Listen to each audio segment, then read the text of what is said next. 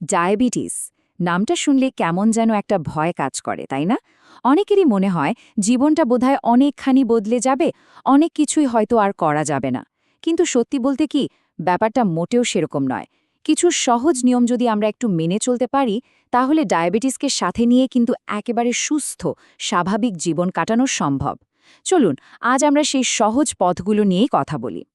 এই যে বললাম সহজ নিয়ম, কিন্তু আসলেই কি ডায়াবেটিস নিয়ন্ত্রণ করা কঠিন? এই প্রশ্নটা কিন্তু মনে আসাই স্বাভাবিক। মনে হয় না জানি কত নিয়মকানুন, কত ঝক্কা ঝামেলা। কিন্তু বিশ্বাস করুন, এর সমাধানগুলো কিন্তু একদমই কঠিন কিছু না। এতটাই সহজ যে আমাদের দৈনন্দিন জীবনের সাথেই এগুলোকে মিলিয়ে নেওয়া যায়। তো চলুন আর দেরি না করে এই ভয়টাকেই আজ দূর করে ফেলি। আচ্ছা, ডায়াবেটিস নিয়ন্ত্রণের পুরো ব্যাপারটাকে যদি আমরা একটা বাড়ির সাথে তুলনা করি, তাহলে এর তিনটা মূল খুঁটি বা পিলার আছে। তো প্রথম আর সবচেয়ে গুরুত্বপূর্ণ পিলারটা হলো আমাদের প্রতিদিনের খাবার আর ব্যায়াম। মানে আমাদের দৈনন্দিন জীবনের ভিত্তিটা কিন্তু এখানেই তৈরি হয়। এটাই হলো সুস্থ থাকার আসল চাবিকাঠি। এই যে দেখুন, খানের ব্যাপারটা কতটা জরুরি। বলা হয় ডায়াবেটিস নিয়ন্ত্রণের ডায়েটের ভূমিকা প্রায় ৭০ থেকে ৮০%, মানে বিশাল একটা ব্যাপার। কি খেতে হবে আর কি বাদ দিতে হবে এখানে খুব সহজ করে বলা আছে। যেমন ধরুন, নির্দিষ্ট সময়ে খাওয়াটা, এটা কিন্তু খুব দরকারি। এতে কি হয়, ব্লাড সুগার লেভেলটা একটা স্থির অবস্থায় থাকে। আবার ধরুন, লাল চালের ভাত বা গমের আটার রুটির কথা বলা হয়েছে। কেন? কারণ এগুলোতে ফাইবার বা আঁশ অনেক বেশি, যা রক্তে চিনিটা হুট করে বাড়তে দেয় না। আর উল্টো দিকে চিনি, মিষ্টি বা ভাজাপোড়া জিনিসগুলো, ওগুলো তো ব্লাড সুগারের রকেট। তাই ওগুলোকে তালিকা থেকে একদম বাদ দিয়ে দেওয়াই ভালো। খাবারের কথা তো বললাম, এবার আসি ব্যায়ামের কথায়। আর ব্যায়াম মানেই কিন্তু জিমে গিয়ে ঘন্টার পর ঘন্টা ঘাম ঝরানো নয়, একদমই না। প্রতিদিন মাত্র ৩০ থেকে ৪৫ মিনিট একটু জোরে হাঁটা কিংবা হালকা কোনো ব্যায়াম করলেই কিন্তু চলে। আসল ব্যাপারটা কি হয় জানেন? এতে আমাদের শরীরের কোষগুলো ইনসুলিনকে আরও ভালোভাবে কাজে লাগাতে পারে। সোজা কথায়, ইনসুলিনের কার্যকারিতা বেড়ে যায়, আর তার ফলে ব্লাড সুগার নিয়ন্ত্রণে রাখাটা অনেক সহজ হয়ে যায়। তো আমাদের বাড়ির প্রথম পিলারটা তো মজবুত হলো। এবার আসি দ্বিতীয় পিলারের কথায়, আর সেটা হলো ডাক্তারের পরামর্শ মেনে চলা। দেখুন, এটাকে শুধু ডাক্তার দেখানো হিসেবে ভাবলে কিন্তু হবে না। এটা অনেকটা একটা পার্টনারশিপের মতো। ডাক্তার হলেন কোচের মতো, তিনি পথ দেখিয়ে দেবেন, আর খেলোয়াড় হিসাবে সেই পথে নিয়ম মেনে চলার দায়িত্বটা কিন্তু আমাদের। এই বোঝাপড়াটা যত ভালো হবে, ডায়াবেটিস নিয়ন্ত্রণের জার্নিটাও তত সহজ হবে। এই পার্টনারশিপটা ঠিকভাবে চালানোর জন্য তিনটা খুব সহজ নিয়ম আছে। প্রথমটা হলো নিয়মিত ব্লাড সুগার চেক করা। এতে নিজেই বোঝা যায় যে কোন খাবারটা খেলে সুগার বাড়ছে বা কোনটা ঠিক আছে। দ্বিতীয়, ডাক্তারের দেওয়া ওষুধ বা ইনসুলিন কিন্তু একদম নিয়ম করে সময় মতো নিতে হবে। এখানে নিজের ইচ্ছে মতো ডোজ কমানো বা বাড়ানোটা কিন্তু খুবই বিপজ্জনক হতে পারে। আর ৩ নম্বরটা হলো নিয়মিত চেক আপ, মানে নির্দিষ্ট সময় পরপর চোখ, কিডনি আর হার্টের অবস্থাটা একবার দেখিয়ে নেওয়া। কারণ ডায়াবেটিসের আসার কিন্তু এই অঙ্গগুলোর ওপরেও পড়তে পারে। আর ওই যে নিয়মিত চেকআপের কথা বললাম, তার সাথে কিন্তু আরও দুটো জিনিস ওতপ্রোতভাবে জড়িত। একটা হলো ব্লাড প্রেশার আর একটা কোলেস্ট্রল।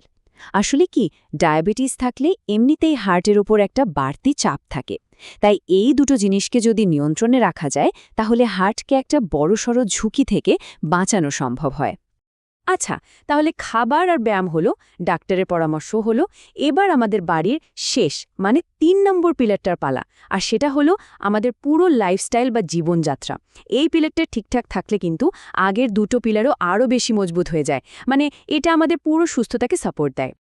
এই লাইফস্টাইলের মধ্যে প্রথম যে জিনিসটা আসে, সেটা হলো ওজনটাকে নিয়ন্ত্রণে রাখা। ব্যাপারটা খুব সোজা। শরীরে যদি বাড়তি ফ্যাট বা চর্বি জমে, তাহলে ইনসুলিন ঠিকঠাক মতো কাজ করতে পারে না। মানে শরীর ইনসুলিনকে পাত্তা দেয় না। এই ব্যাপারটাকে বলে ইনসুলিন রেজিস্ট্যান্স। আর এমনটা হলে ব্লাড সুগার কন্ট্রোল করাটা অনেক বেশি কঠিন হয়ে যায়। তাই ওজনটা ঠিক রাখাটা যে কতটা জরুরি, আশা করে বোঝা যাচ্ছে।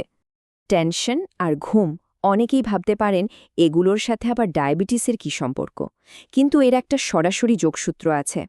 যখন আমরা অনেক বেশি স্ট্রেস নিই বা আমাদের ঘুম ঠিকমতো হয় না, তখন শরীরে কিছু স্ট্রেস হরমোন বের হয়। আর এই হরমোনগুলো কিন্তু রক্তে সুগারের মাত্রা বাড়িয়ে দেয়। তাই মনটাকে একটু শান্ত রাখা আর রোজ রাতে অন্তত 6 থেকে 8 ঘন্টা একটা ভালো ঘুম সুস্থ থাকার জন্য এর কোনো বিকল্প নেই।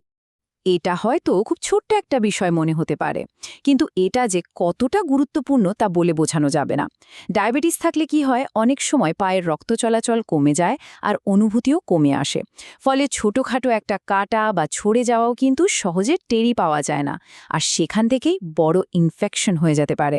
তাই প্রতিদিন পা দুটোকে পরিষ্কার রাখা আর একটু খুঁটিয়ে দেখা যে কোনো সমস্যা হচ্ছে কিনা, এটা কিন্তু খুবই জরুরি একটা অভ্যাস।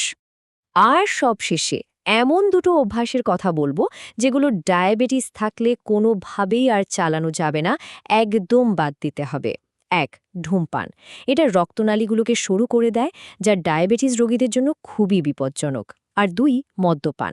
এটা লিভারের ক্ষতি করার পাশাপাশি ব্লাড সুগার লেভেলকে একদম ওলটপালট করে দেয়। সুতরাং সুস্থভাবে বাঁচতে হলে এই দুটো অভ্যাসকে কিন্তু আজই বিদায় জানাতে হবে। তাহলে আমরা আমাদের সেই বাড়ির 3টা পিলার নিয়েই কথা বললাম, তাই তো? সঠিক খাবার আর ব্যায়াম, ডাক্তারের সাথে একটা ভালো পার্টনারশিপ আর একটা গোছানো জীবনযাত্রা। এই 3টা জিনিস যদি একসাথে ঠিকঠাক মতো মেনে চলা যায়, তাহলে একটাই সত্যি সামনে আসে। ডায়াবেটিস মানে জীবন শেষ হয়ে যাওয়া নয়, বরং এটা হলো আরও সচেতনভাবে, আরও সুন্দরভাবে জীবনটাকে নতুন করে শুরু করা। এই যে কথাটা দেখছেন, এটাই কিন্তু আজকের আমাদের পুরো আলোচনার মূল কথা। ভয় পেয়ে বা ঘাবড়ে গিয়ে নিজেকে গুটিয়ে ফেলার কোনোই কারণ নেই। আসলে ডায়াবেটিসকে নিয়ন্ত্রণে রাখার চাবিকাঠিটা কিন্তু আমাদের নিজেদের হাতেই থাকে।